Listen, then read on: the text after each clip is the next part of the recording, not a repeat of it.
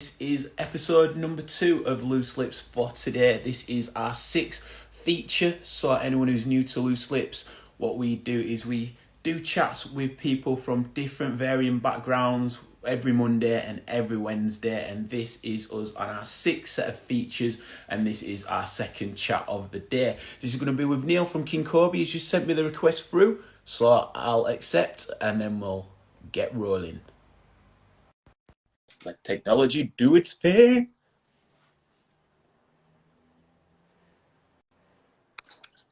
Yes, brother. How you doing, Ben? I'm good. How are you? Yeah, good. Good. Tired, but good. What's going on? You've been busy. One of the reasons I've reached out and I wanted to speak with you is that since so anybody who's watching, this is Neil. This is co-founder of King Koby. A lot of people know King Koby for back when it was iMale, and then stepping into the world of King Koby, real successful barbershop, and then broadened their horizons into the fashion world, going into different cities, basically creating an empire and taking over, and a real cool, solid brand with a lot of people that feel a lot about it. Now, Thank you. it's true though, brother. You know that you've all put it in, man. So that's respect. Now, since the salon has been closed, the first thing why I got drawn to want to speak to you on this is that everybody who has sort of been suffering or events having to be cancelled, everyone, even we did it. So me and Ricky, we got IBE, our event, and we put, a statement out, and you spoke. You were like, I don't want to put a statement out, I want to speak. And it just made such a difference. It just like, it put everybody with where you were. And then since then, you've not stopped. It's like, you had to close the store, but then you're still doing other things. So, you have been busy. So would you like to tell us what you've been up to since the store's been closed? Yeah, well, so I'm not a social media guy, so I don't have any personal social media. So I run the King Koby media, but nobody knows me unless they're actually a customer of the store. So we've got 12,000 followers on there, and a small fraction of them are actually our customers. So nobody actually knows that it's me. But I just thought with the coronavirus stuff going on, it was such a unique event, such a huge event that it wanted a real person, a real face, and a real voice to do it. So that was the reason why I did it. And I just think for me, hearing somebody speak always carries much more weight than seeing a post, And anytime you write a post, it doesn't matter how well you write, it's so difficult sometimes to get context, pretext, foretext there. So I just thought, it's better just to press the filming button. And it's not natural for me. I'm a big time introvert. So speaking and stuff isn't natural for me. But I thought it was important to do it. But since we shut, we've been busy, man. I mean, I've been real busy. So we've got two real duties of care, I would say, as a business owner and as an employer. One is to make sure that we come out of this better than we went in. I've got 38 people right now that are relying on us to work hard and make good choices to make sure they have jobs to go back to. And the second thing really is to use this to springboard us as a brand forward, so that we get stronger in the future. So if situations like this happen again, and I don't just mean a virus, but any kind of recession or things that we don't see coming, that we're much better prepared for it, It is crazy because it sort of did take the wind out of everybody's sails. You recently how long have you been in the Leeds site, in the Central Arcade?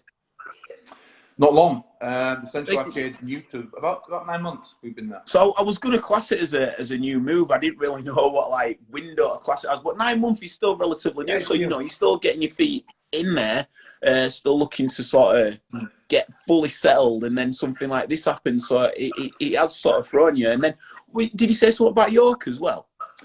Yeah, well, I mean, we've had York for 3 years, and we've had Newcastle for a year. So Newcastle's still relatively new for us. So all of those stores are successful, thank God. But yeah, we've had to shut all 3 of them. But I think the thing that I'm most kind of proud of from a business perspective is that, and I was honest about this in the first video that I did, is that look, I didn't take coronavirus seriously at all. I mean, not in any way. In fact, I made posts mocking other barbershops that were saying, don't come into the shop if you're feeling ill, etc., etc. We didn't think it would affect us. We thought it was too far away. It was media hype. It was blown out of proportion, and we ended up looking, really fucking stupid as a result of that. But one of the things I'm proud of is that we were the first shop in Leeds to close our doors voluntarily. So we shut down at least 4 days before there was any kind of government compulsion to do so. So, you know, we made a mistake initially. We got it wrong. We didn't take the threat seriously. But as soon as we realised that, no, this is for real, then, you know, we addressed that, and actually we put ourselves ahead of the game. So, I mean, I'm always known for wearing my hats, but right now I need to properly cover it because, you know, no one wants to see that. No one wants to see that cut there, right? But there must be so many people that are chomping at the bit to you know, get back and get their haircuts. So, is that something that's sort of the carrot in at the end of it, really, where it's like, you know, that as soon as this, you know, goes away, that it should be business as usual for you? Yeah, I think we're quite lucky. I mean, look, we're in a service sector, you know, and most people don't class what we do as any kind of luxury. So, you know, when times are hard financially for people, they may stop going out as much. They may stop going to restaurants. They may get rid of their PT. You know, they may stop buying clothes as often, but they're not, generally speaking, going to stop getting a haircut. So, in that respect, even though, you know, we're not the cheapest place to get a haircut, we do provide a service that most people are going to, you know, they're going to continue to pay for that regardless of their situation. So I don't see it being a huge problem for us long term, thankfully.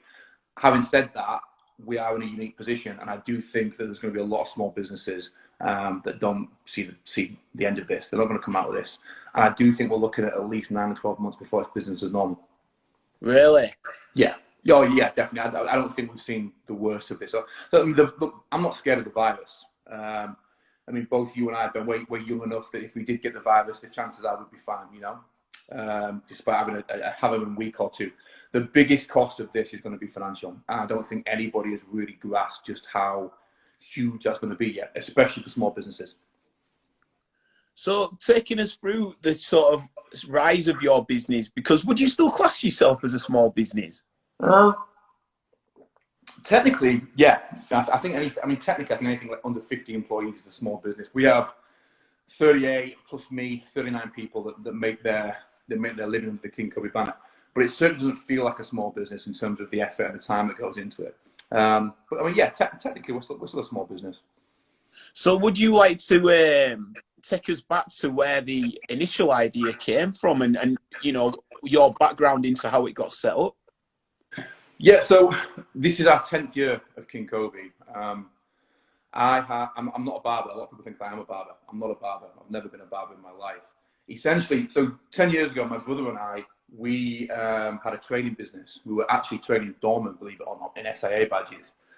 And we had a small government contract that got the long-term unemployed into door work. And it was nice. We were doing something that was societally beneficial. It paid well, you know. Both my brother and I are quite natural at teaching. So for us, it was a perfect fit. We really enjoyed doing it. But then, excuse me, then the recession hit, 2008, end of 2007. All the government contracts ended almost overnight, and we were done within a week. We went from being, you know, financially secure to being done. So my brother and I, we weren't ready to go back and get a job. It was that simple. I didn't want a boss. And I knew that if I did go back into regular employment, that I would probably end up staying there for the next 20 years. So we literally sat down and we Googled fastest growing industries in the UK. And then the one that came up was male grooming. So we started off, and the idea wasn't for a barbershop initially. Initially, the idea was a beauty salon for guys. So we sold moisturizers and makeup for guys, and we had a beauty salon downstairs. And it turned out that was just a pretty fucking terrible idea. It didn't work at all. I don't know if it was ahead of its time or the north wasn't ready for it. I know down in London, down south, there's a few of those places that are booming, but the north, it just wasn't the right place for it. And we were called iMale, which again just a terrible. All of it was terrible. It was just bad. We're not businessmen. We kind of fell into this and we were finding our feet. So anyway, we were 6 months in, 9 months in, and we had about 3 or 4 months capital left in the bank before we were just done. We were done. That was it. No money left, no nothing. And out of the blue, a kid called Sandy Minto. You know Sandy, right? Yeah, man. Great kid. Yeah, it's respect to Sandy every time, man. Out of the blue, Sandy walks into my shop. Bear in mind, we're not a barber shop, okay? So he comes in and he says to me, I've just qualified as a barber. Do you have any jobs? I'm like, dude, we're not a barber shop. Like, it blew my mind when he was even asking me this. So I just said no. But I was, he was tattooed, I was tattooed. It turned out we got tattooed by the same guy. And we struck up a bit of a rapport. And for 20, 30 minutes, we just kind of passed the time with each other. Anyway, I took his CV off him just to be polite. I had no intention whatsoever of ever speaking to this kid again. And that night I went home, and for whatever reason, I just kept playing the scenario over and over in my head. What we are currently doing isn't working. Guys are not coming in for backstack and cracks. They're not coming in for beauty treatment. It's not working. Fuck it. Let's take the 3 months' money we've got in the bank. Let's get this kid a barber chair. Let's put a sink downstairs in the basement, and let's see what happens. And yeah, 10 years later, 3 stores, clothing brand, and 38 staff. So, you know, thank God for Sandy Minnow. Serious? So that's how it got flipped through, and then, wow, I never knew that. Essentially, that's what happened. So Sandy came on board, and I couldn't afford to pay him. I had no money to pay Sandy. At the time, he was living with his parents in Brighouse. So I'm pretty sure I paid his train fare every day for him to come. And that was it. I couldn't afford to pay him. He was just cutting his friend's hair. He would make £10 here, £10 there, £5 some days. But we had fun. We just had fun. And then eventually he did enough haircuts to justify getting a second guy in. And then we got a third guy in. And we got a fourth guy in. And then we stopped selling the beauty stuff altogether. It's like, oh, fuck, we're a barbershop now. I guess we're a barbershop now. And yeah, that was it. I tell you what's mad about that is it is the fun. I'd say it does feel like a club. You know, when you go into it, it does have that sort of fun. So it's interesting that was the springboard and the stepping stone that really, like, that's what it was born out of. Yeah, well, the thing is, so I'm not a businessman. Even now, I'm not. I struggle with it. I have a business partner who's very much a businessman. You know, and thank God that I've got him because he helps me do the legitimate stuff. But I'm not that way inclined. You know, I'm much more creative. But when we first started off, there was me, Sandy, Mike. You know all these guys, right? Yeah, respect. Mike, Snips, Gaz, and there was 4 or 5 of us, and we were just having fun.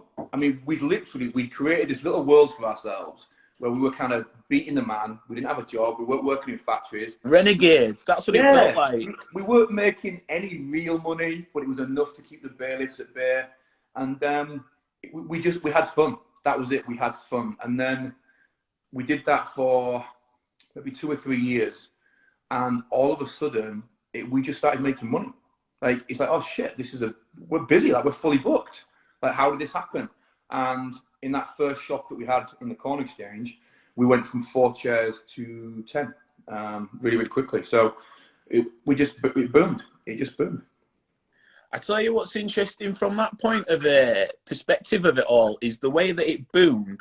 Was that then when the creative side of yourself came in and you wanted to switch up the name and, you know, go down this avenue of the brand? And how far was that in? Was that 2-3 years in? A bit later? Yeah, so we were called iMale, even in the Corn Exchange, for a long time. I think the first 3 years we were called iMale. And then I had my son, Koby. So Koby's he's 8 now. So basically, when we started becoming successful and we had these ideas of, hey, maybe we could get a second store, maybe we could do a clothing line, maybe we could do hair care products. Like, yeah, this is exciting. iMale. You want to wear a T-shirt that says iMale on it? Like, it just sounds like a male brothel. It doesn't work.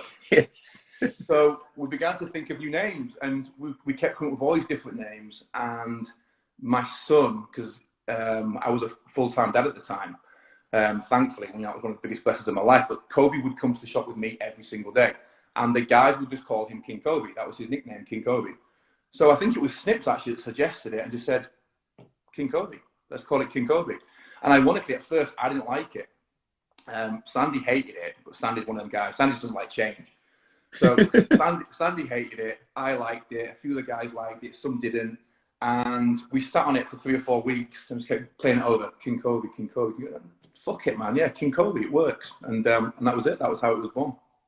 Do you, as we're speaking now, what's really amazing is seeing like your face as you're reminiscing and, you know, looking at that sort of period of time and how Yeah. everything's sort of shaped to be. And I know sort of people have gone their separate ways and stuff, but do you look at that time fondly? And yeah, is that something that, you know, you hold sacred at that time, those people at that time as well? Oh, look, 100%. Look, so, I mean, you probably know the story more than most people do, because, you know, we've got similar friends. So, I mean, for complete disclosure, I don't speak to those guys anymore. It's been years since I've spoken to those guys. You know, and that's sad. And the reality is, I don't really know the reason for that. I don't really know how that works. You know, sometimes life takes people in this direction and you go in another direction. But I have said to anybody that was ever asked me this question that I have nothing but good things to say about those guys. You know, without those guys, I wouldn't have had King Koby. I wouldn't have had the foundation that we had, you know. So I have nothing but respect for those guys. But I do think that there came a natural split. A lot of them went to open their own shop, which is fine. At the time, it wasn't fine. So at the time, I was really kind of personally hurt by that, you know. And that's one of the dangers of having a business that's not really a business. So we'd had this business, but these guys were also my best friends. I mean, literally my best friends. You know, they would stay at my house 2-3 times a week. They would babysit my son. We went on holiday together, for God's sake. Yeah, We yeah. spent all of our time together. So the line between friend and boss becomes so blurred that it's invisible. So at what point can I give someone a bollocking? How do I bollock the guy that just yesterday was watching my kids so I could go to the gym? You know, it becomes really difficult to do that. So at the time when they went to open their own shop, it hurt me. Personally, it upset me and it hurt me. Now looking back, of course I understand it. You know, every man wants more for himself. Every man wants to own his own thing. So I do. That's why I started King Koby in the first place. But there's no animosity, none. I think people assume that there is, but there isn't. You know, any one of those guys, and I mean this, any one of those guys could call me at 3 a.m. and need my help, and I'd be there for all of them. You know, Paul and Gaz and Mike. You know, I love those guys. I love those guys. We're probably very different people now to who we were then. And a friendship as intense as it was then wouldn't work now. But my God, I had some of the best times of my life with those guys. So there's not one bit of me regrets a single part of that journey. How do you then manage the change of such influential characters into the new breed of King Koby? And sort of leaning on from what you've said, is that already prevalent in your mind now that there's boss and there's friend as opposed to the two worlds intermingled? Yeah. So when they left, it was a wake up call that my style of, not management, I'm not a manager, never was, and I hope I never am, but the way in which I approached business needed to change, because we essentially, what had started off as a boys club had become a very profitable business, and I wasn't taking care of that side of things, you know. So I was very free and loose with the money, which I don't regret. You know, gave lots of money away, again, which I don't regret, but it wasn't sustainable. It's not a way that you can run a business, you know. And sometimes the guys didn't understand that in the end, because when you're used to a certain level of generosity for somebody or relying on somebody, and I don't mean intentionally, you know, we can all rely on people without doing it maliciously, but I don't think I helped them in a lot of ways, you know, because they, and it wasn't all of them by any means, but certainly there was 2 or 3 that could rely on me all of the time for anything. So hey, you go out all weekend and you spend your entire week's wage on coke, don't worry, I got your back. I'll give you a sub on Monday morning. I wasn't teaching them anything. And then when it became time for me to say, I can't do this anymore, it looked like I was the bad guy. Do you know what I mean? Yeah. So it was a real steep learning curve. Like, having your own business is tough. It's really, really tough. There's no 2 ways about it. But when they left, because we were all so close and so tight, like I panicked, you know. I thought, is this the end of King Koby? Because I believe so much that we were King Koby. Sandy was King Koby, Mike was King Koby, Snips was King Koby, Gaz was King Koby. And without that very particular group of people, it would collapse. And thankfully it didn't. You know, we proved that the brand was stronger than any one individual, which is exactly the way it should be. You know, it's exactly the way it should be. So yeah, we came out of it good in the end, but it was difficult. It was difficult at the time financially, and it was definitely difficult, you know, personally and emotionally. I'm not going to hide away from that. So, do you take people on who are at the very start of their barbering careers? Then, like, do you do like a sort of scholarship? Because if you're taking people who are coming through and you've got that sort of step over into the new realm of the new era of King Koby, is that something where you'd like to think that you could bring your own crew through? Yeah, so we do that now. So we did a big recruitment drive actually just before the lockdown happened. We took on 5 new guys. So we have a mixture of people that have been barbers for years and years and years, and we've got a couple of guys that are brand new to the industry. None of that matters to me, to be honest. It doesn't matter to me at all. I don't care. Look, barbering, and there's a lot of barbers in Leeds, I won't thank me for saying this, it's a bullshit, pretentious industry. It just is. It's a bullshit, pretentious industry. And what I mean by that is that, and I think most barbers would agree, if they're honest, is that barbers have become now what tattooists were 4 or 5 years ago. Yeah. And what rock stars were before tattooists, you know? And it's like, let's have some perspective here. We cut hair. That's all we do. We do short back and sides. Now, we do it fucking good. We do it exceptionally well. We'll give you a great cut, a great experience, but all we're doing is cutting hair, you know? And now we have barbers that want to teach you how to do a 20-minute consultation with your client, and they'll talk to you about weight distribution in the hair. It's like, look, our guys don't want that. We've never been asked for that, ever. It's a very, very strange industry. And I think the one thing, well, there's many things, but one of the main things that has kept King Koby so relevant is that we've refused to play that game. We just don't play that game. We are what we are. We stand for something other than just cutting hair. We don't participate in the industry. We don't participate in bullshit. I won't have anybody working for me that has an ego. I don't care how fucking good a barber you are. If you're a dick or you've got an ego, you won't last long at King Koby. Have you come across that?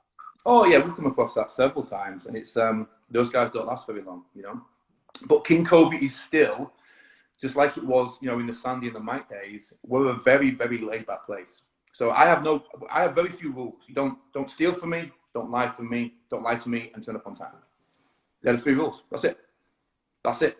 As long as you don't break those 3 rules, we're good. I will never bother you. I won't ask you a question. Just come, do your shit, have fun, go home. That's it. That's the way it should be, you know. And it helps us to keep that perspective. We don't take ourselves too seriously. We cut hair. We're barbers. That's it. That's all we're doing. We ain't changing the world. We do it exceptionally well, and we're very, very, very, very proud of it. But yeah, we're never going to play that industry game. Never. Was one of the reasons why you moved to the new shop in Central Arcade to, again, enhance that experience, because now you're doing coffees and other sort of refreshments? So was that something that you wanted to, because people don't just go generally sit in a chair, get their hair cut, they've got to wait, there's a different time scale. So was that something around that psychology in addition as well? Yeah, a little bit. Although, to be honest, if I'm really truthful, I'm not that smart. It was a bit of an afterthought, to be honest. The main reason for the move was we had 2 shops in Leeds. So we had one in the Central Arcade upstairs, and we had the one in the Corn Exchange. Both shops were really busy. Both shops were fully booked. Both shops were doing great. But I was paying 2 rents. I was paying 2 service charges. I was paying 2 business rates. So I go, fuck it. Let's move them all together. It will save money, and it will create this great experience. So the shop that we have now. Sorry to just jump in there. Yeah. Did you open the second one because of the footfall? And was that the only place that was available? Would you not have got another place in the Corn Exchange at that time? We tried to. So what the idea was, when we were in the Corn Exchange, I really wanted to knock through and keep it to like one big unit there, but the Corn Exchange wouldn't allow us to do it. So we had no choice but to open the second shop. So we got to a point in the Corn Exchange, I mean, thankfully, where we were turning around, especially on a Friday and Saturday, we were turning away, you know, 10, 15, 20 haircuts a day, you know, and I was like, I can't afford to be turning these guys down. And that's because there's no real loyalty, right? And what I mean by that is, right, if someone gets their haircut by Sandy, yeah, they're going to go to Sandy 9 times out of 10. But if they've got a hot date on that Saturday night or a job interview on that Monday morning and Sandy just can't do it, they're going to go to a different shop, even if just that one time. So we knew it was important to capture as much footfall as we can. So we had to go and open the second shop. But combining them was more of a business decision. But to be fair, now that we have combined them, I really think we've created something special. I mean, you've been in the shop, right? Yeah. I really like the long table down the middle. It seems like that's what I mean. It seems like it's more of a communal hub. Yeah, that's what it was designed for. And it's not being too pretentious. It fucking looks cool. It's a cool looking shop, you know. And if you've got to come in on a Saturday afternoon and you're going to sit there and you're going to wait 35, 40 minutes for your haircut, you may as well be sat somewhere that's visually pleasing, you know. And then in the back of the shop, we have Defiance, which is the coffee and donut shop, which started just before lockdown. So, yeah, so it's about creating an experience, but one that's not too far away from where we first started. Do you find that with the Defiance side, there is, because it's such a sort of cool brand that you have, people do just generally want to chill there? So are you gonna have like the clothes that are gonna be in brand, and generally a space where if people are shopping and they want to go for a coffee, they can just come and like sit in there for a few hours? Or is it, you know, you've got to be getting a haircut, in, chill, and then out? Like, how do you manage the two? No, we get people that come in and just chill, and we'll sit there and get a coffee, and that's fine. We're happy for that. Like I say, you know, the main thing is that the entire environment and the entire setup is very laid back. So, you know, and we'll have happens a lot with the younger guys. We'll get like a 16-year-old kid coming for his haircut, but he'll bring 4 of his mates in with him. Yeah. You know? Then like we have like 5 teenagers sat there, but you know, they're enjoying themselves, and the music's good, and they're getting a coffee, and there's a pretty girl behind reception, and you know, because they're 15, 16, they're looking up to these tattooed barbers and thinking they're the coolest thing ever. So, you know, they're having a good experience from that too, you know. Now, what about the clothing side of King Koby? How did that idea materialize, and how's it been going? And are you doing it seasonally? No, so the clothing has been a fuck up from start to finish. So, and we're honest enough to own that. Now, so originally the clothing started off with me, Mikey, Snips, and my brother. And we were all doing this. This was about 5 years ago. And the concept was amazing. We have some really strong logos and branding that we use in the shop. So the brand was amazing. Everything was amazing, you know? And we had these great ideas. And the bottom line is, if we're all honest, of the people involved, none of us did what we were meant to do. We didn't work very well as a fucking team, you know? When one of us was really on it and grafting, the other one was lazy. When one was lazy, one was grafting. We couldn't get our shit together. It's that simple. And it was frustrating because we had this great fucking product and we knew it. Yeah, and it was strong. It looks ace. Well, I mean, based on the first designs we did, we had Top Man approach us and wanted to stock the stuff, you know? I mean, that's how, blowing up Alan Trumpet now, but that's how good it was, you know? We were presenting something that was new. You know, no one was doing these t-shirts with, you know, mediocrity is a sin and coverage over comfort. It meant something, you know? So, anyway, eventually it became kind of just me, Snips, and Leroy. And we did some good stuff. We did some really good work. And we sold a lot. And that was a good thing. So every time we produced something, the feedback was amazing and people loved it. But we never quite got it right. We never quite got the distribution right. We never quite got the suppliers right. We never quite got the marketing right. But to rectify all that, ironically, we launch again next month. So a full relaunch of everything. This time, we've got marketers on board, we've got Instagram people on board, we've got influence on board, and we're going all in. You know, we're throwing some real money at it, because it's one of those things you always hear, don't you, about these success stories where, you know, whether it's a big global brand or whatever, and they'll say, you know, we knocked on the door 4 times, 5 times, 6 times, 7 times, it just didn't work, and we kept going. And this is one of those things where I really think that we have something. I think we've got something that's cool. So yeah, we're going back again. We're going to knock on the door for the 4th time, but we don't mind admitting it that we fucked it up a lot. And will that be with new designs? Yeah, so there's going to be a mixture. It's going to be a mixture of the old designs, and we've got some new designs coming as well. So there'll be t-shirts, cut-off t-shirts, hoodies, barber bags, and caps to begin with, and then depending on how well that all goes, you know, we'll probably get in there with some, you know, some more complicated designs come winter time. But it's that's one of the things that kind of excites me the most, you know. Well, this is another thing which jumps on them. What keeps you excited and motivated, and how do you know if you're spinning too many plates? Like, is there a inkling to open as many sites as you can because you've got one of the biggest brands, or is there looking after base camp and making sure that collectively what you have works before you start stepping out? That's a really good question. So we grew too quick. In hindsight, we grew too quick. And I think that was probably part of the reason why the relationship, you know, between me and the early guys kind of broke down, is that when money becomes involved and you start growing things, you have people that were with you from the very beginning when you had nothing, and now you've got something and you're building it. So, well, how much of that do I get? How much of the share do I get? And we went and we opened our 2nd shop quickly and our 3rd shop quickly, and it was too much, you know?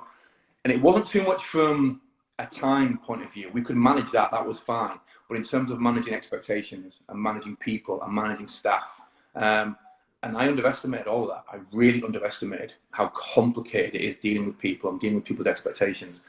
So that was the hardest thing, you know, for me was getting all that right. And we've only just begun to get that right now, if I'm honest. We're only just getting it right now. I mean, we've been doing this 10 years. Yeah. And I still, and I mean this genuinely, you know, on a daily basis, I still feel like a charlatan. I still don't know what the fuck I'm doing. I still feel like I'm winging it, you know? Do you think that helps sometimes, though, with that subtle naivety sometimes to decisions? You just like, let's throw caution to the wind and go with it. Yeah, well, I'm naturally a very reckless person anyway. So, and well, I should probably have some context actually before people jump to conclusions. I'm not risk averse at all. You know, probably dangerously so sometimes. But I'm like, fuck it, boom, let's go all in. Let's go all in. Like, what's the worst that can happen? You have a tattoo on my face that indicates just that. What's the worst that can happen? I'm going to be alive. My kids are healthy. They're safe. I'm never going to be hungry. I'm never going to be homeless. Fuck it. Let's go. Whilst my business partner is more reserved than that, which is good. So the balance between the two of us works really well. You know, I'm all in. He reins me back, and somewhere in the middle is kind of where the magic happens, if you like. And then stepping away from King Koby, because the way you speak, you're a real good public speaker. And I know when we were speaking probably 6 months ago, you were saying that you were at some convention and what it the Guardian who came up and spoke with you. Yeah. So do you want to get into that? And do you think that that's a bit of a path for you as well? Yeah, I was at, have you heard of a guy called Jordan Peterson? Yeah. Okay, well, Jordan Peterson, he's one of my intellectual heroes. I discovered him about 4 or 5 years ago. And the man, honestly, he's changed my life, without a doubt. But anyway, I went to go see Jordan Peterson live in Birmingham. And there was he had a halftime break at one of his shows. I've been to a team 3 or 4 times. He's never had a halftime break, ever, which was weird. But this time he did. So I went outside to get some fresh air. But how long are his talks? Are they like David Icke then, if he's got an halftime break? No, thank God. Icke was like 9, 10 hours, didn't he? No, he's usually between 2.5 and 3 hours long. Fair. But I mean, yeah, I wouldn't mention David Icke and Jordan Peterson in the same breath, but that's for a different time. So I'd gone outside and I was just texting on my phone, and this girl comes walking across to me, and she's an attractive girl. Okay, so this attractive girl walks over to me, and me, full of ego, assumes that I'm being hit on. So she comes across and she's asking me a few kind of random questions. What do you think of the show, and what attracted you to Jordan Peterson? And I just think I'm getting chatted up, you know, like a dick. And she says, do you mind if I speak to you for a bit longer? I go, no, it's cool. Ask me whatever you want to ask me. And as soon as I give that response, she literally clicks her fingers, and 2 fucking guys with a boom mic and a camera and a big light come out. And it turned out they were from The Guardian. But I spoke to her for 2 or 3 minutes. We exchanged numbers, and I got a phone call from her the next day. And she said, I've shown the footage that we shot to my editor. And they liked what you had to say. They thought it was unique. And would you mind if we come down to Leeds and do a couple of days filming with you for a documentary series that we're filming about modern masculinity? So I said, no, that's great. So they did. They came down and they filmed 2. There was a 45-minute interview that was just me and her. And then there was a shorter one, like a 12 or 13-minute documentary that was filmed in the shop that interviewed me and Snips and some of the other guys. And between the 2 videos, like 750,000 views. And wow. it just went mental. And on the back of that, I got all sorts of emails and invites to things and invites to speak at different events. And there was a watch company in Switzerland that filmed a documentary with me and P. You spoke to the other day. I don't know if P told you about that. Yeah, yeah. And me and P did something together. So that was a good chat with P. Good guys, yeah, P. P's a great guy, man. A really good guy. So yeah, so I've been doing a lot of that, and I enjoy it. I enjoy it, you know. And in fact, it's weird when I spent that day filming. The girl's called iMale, the Guardian journalist. You can find it on YouTube, and it was a bit of a wake-up call for me in one sense, because I got to the end of that day and I had that kind of endorphin buzz that you get, you know. And I remember thinking to myself, and it was quite profound for me. It won't sound profound. Just thinking, I've enjoyed my day today. Like, I don't remember the last time I enjoyed my day. I'm talking years. And I don't mean I had moments where I enjoyed my day when I'm with my son, obviously, but from morning to night, I enjoyed my day today. And I was like, fuck, that's because I'm doing something I care about. I'm in a zone where I'm meant to be. I'm talking about things that I'm passionate about. I'm engaged.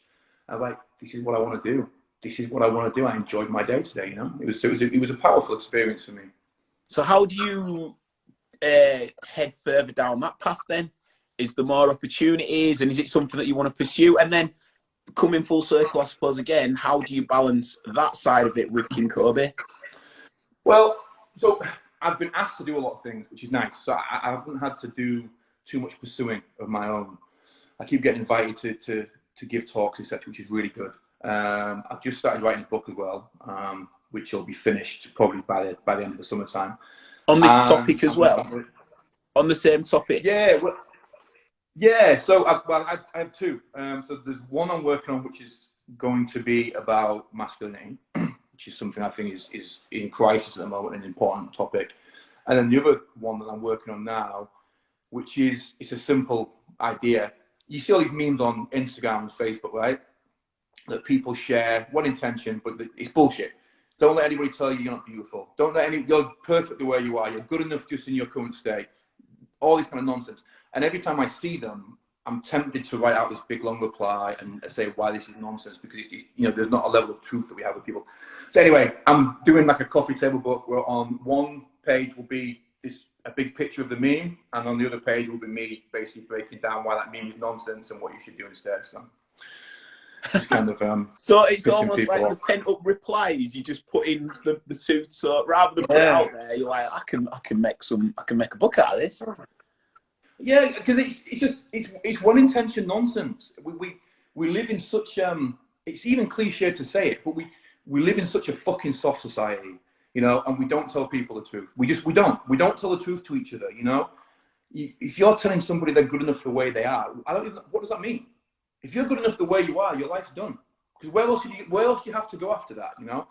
And the reality is most of us aren't good enough the way we are, and we know it. That's the real thing. We know it. Like, you know at 3 in the morning when you're looking in the mirror who the fuck you are. You know what's wrong with you. You know the things that you should fix and that you avoid. You know, we don't want to be told we're good enough the way we are.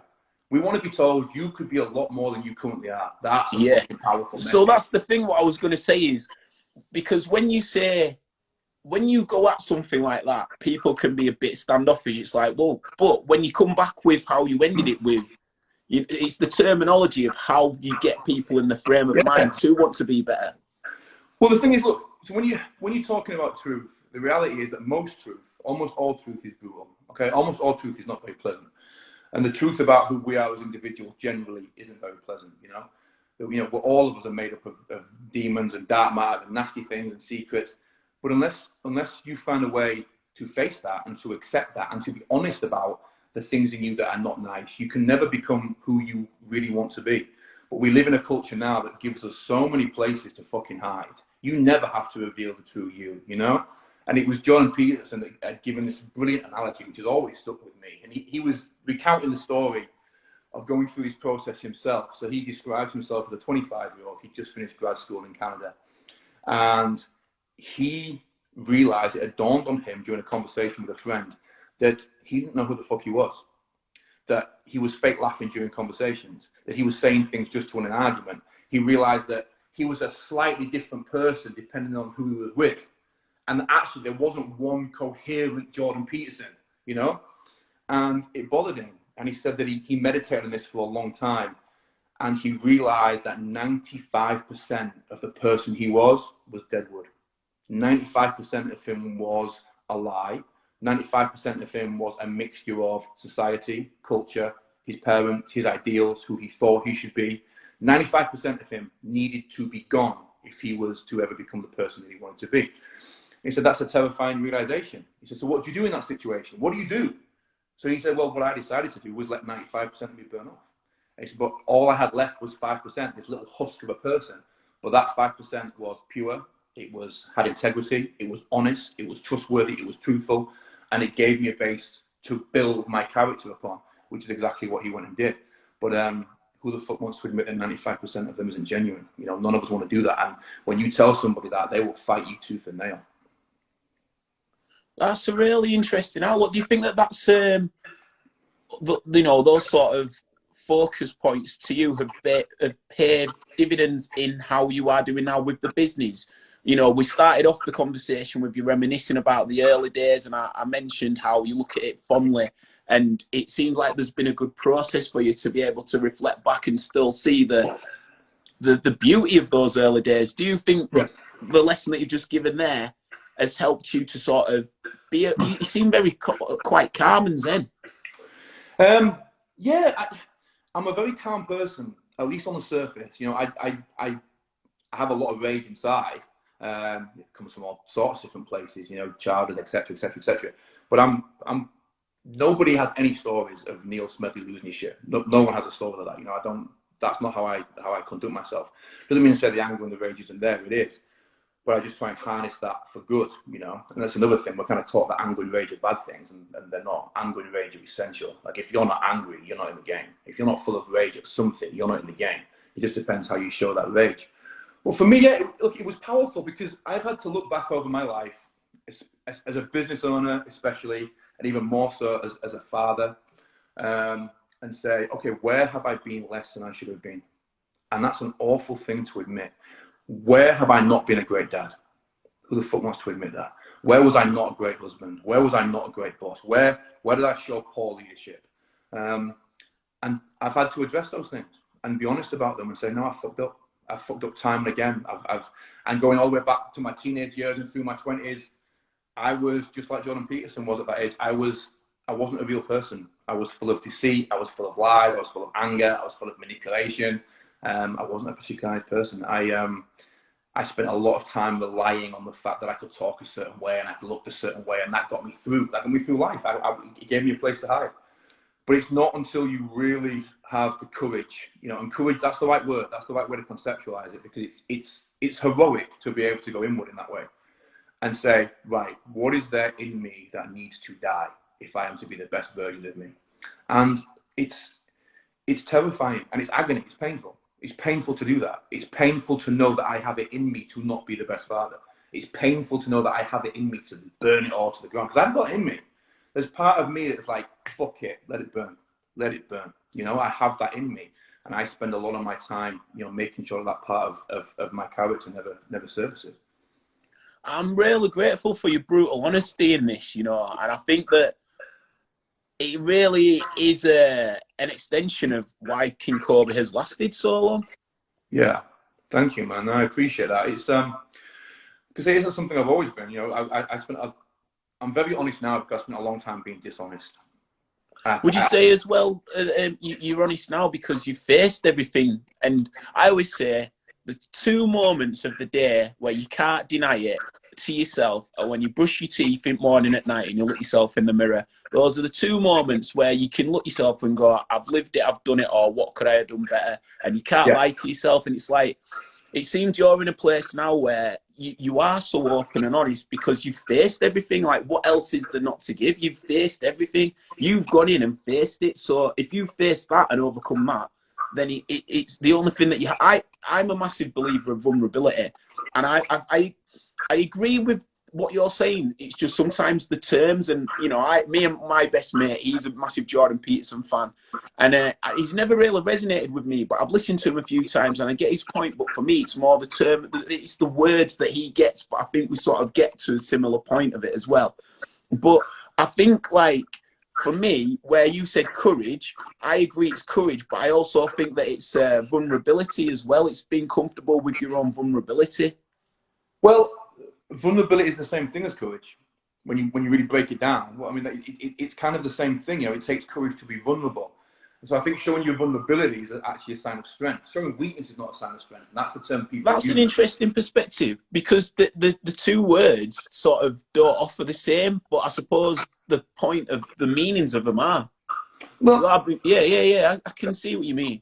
You're a big boxing fan, yeah, like me. Okay, boxing is one of the three things on the face of the earth that I'm passionate about. Now you think about it. What happens when who can we use? Like Fury Wilder. Okay, when both of those men step into the ring. Okay, now both of them believe they're going to win. They have to. That's the mindset of a champion. There isn't an ounce of doubt in either of their mind. But also the reality is they're both exposing themselves to the world.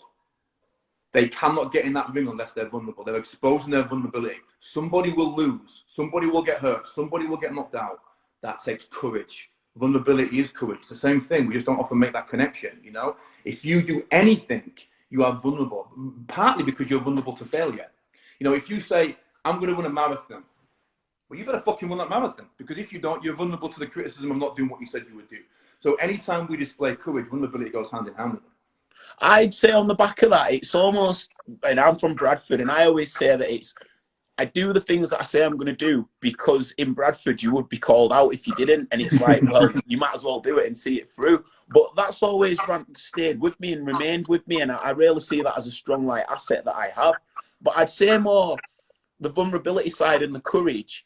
The way you've painted it and linked them together, I definitely see that side of it. But for me, I think the vulnerability is, and I think this is where sometimes with Jordan Peterson, I think he can lose some people, and maybe it's where he's lost me, is that I don't see that there's empathy there. I think vulnerability for me, it's very empathetic. I think when you open yourself up to be vulnerable, people can engage with your story or personal position of where you are, so that people get an insight into your points.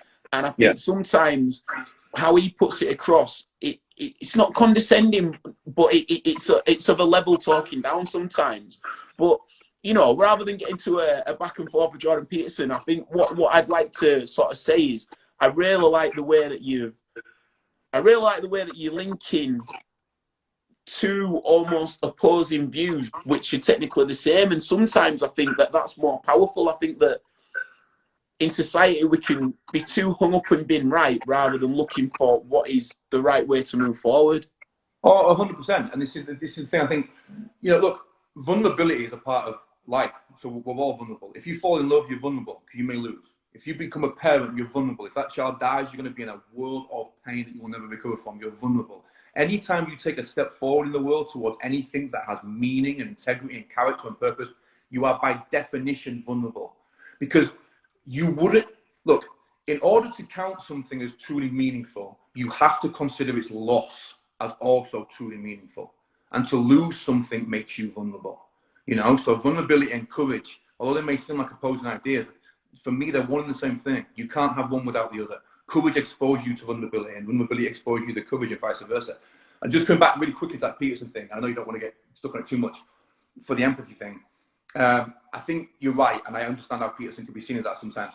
The point Peterson takes is he advises people about the end game, and that's where I'm at in my life. It's all about the end game, and empathy is important. There's no two ways, okay? And I consider myself an empath to some degree, you know, and I used to be much more of an empath. But I also think, and this is something nobody really discusses, is that empathy and compassion, when taken to their logical conclusions, become cancers. They don't become tools to assist people with. If you show too much empathy and too much compassion, all you do is imprison people in the habits that they already have. There comes a point when empathy and compassion just become crutches, you know, and it's very difficult to see that because we're wired, you know, we're good people and we're wired to see victims, you know, as people who want to help and want to encourage them and build them up.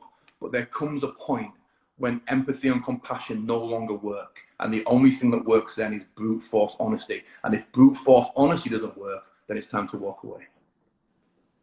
Fair, powerful, powerful stuff, my brother. We've come into the end of it, and I'd like to sort of wrap up with, well, 10-year anniversary. What do you believe King Koby, what would you say it stands for? It's a good question, and I think for me personally, it's changed over the years, and it's almost gone full circle for me. You know, so in the beginning, King Koby stood for brotherhood.